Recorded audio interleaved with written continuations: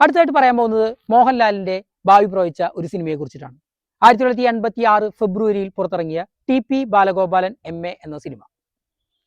ആ സിനിമ ഇറങ്ങുമ്പോൾ മോഹൻലാലിന് ഒരുപാട് ഹിറ്റ് ചിത്രങ്ങൾ ഉണ്ടായിരുന്നെങ്കിലും ഒരു സൂപ്പർ സ്റ്റാർ എന്ന നിലയിൽ മോഹൻലാൽ വളർച്ച കൈവരിച്ചിരുന്നില്ല. എന്നാൽ ആ സിനിമയിലെ ഒരു ഭാഗത്ത് ഒരു കൈനോട്ടക്കാരൻ മോഹൻലാലിന്റെ അടുത്തെത്തുകയും അടുത്ത ഒക്ടോബറോട് കൂടിയിട്ട് നിങ്ങൾ വലിയൊരു ലക്ഷപ്രഭുവായി മാറും എന്ന് പ്രവചിക്കുകയും ചെയ്യുന്നു.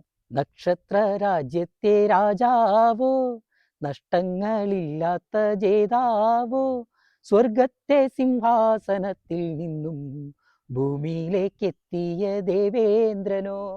ഒരു വലിയ സ്റ്റാറായി മാറുന്ന രീതിയിലുള്ള ഒരു സ്വപ്നപ്പാട്ടാണ് ഇതിനുശേഷം ആ സിനിമയിൽ കാണിക്കുന്നത്. യഥാർത്ഥത്തിൽ 1986 ഒക്ടോബറിൽ മോഹൻലാലിന്റെ ഒരു വലിയ ചിത്രത്തിന്റെ 100ാം ദിവസം ആഘോഷിച്ചു. മോഹൻലാലിനെ സൂപ്പർ സ്റ്റാർ പദവിയിലേക്ക് എടുത്തുയർത്തിയ രാജാവിന്റെ മകൻ എന്ന സിനിമയുടെ ആഘോഷമാണ് അന്ന് നടന്നത്. അതുകൊണ്ട് തന്നെ 1986 ഫെബ്രുവരിയിൽ പുറത്തിറങ്ങിയ ആ ചിത്രം മോഹൻലാലിന്റെ ഭാവി പ്രവചിച്ച ഒരു ചിത്രമായി മാറി.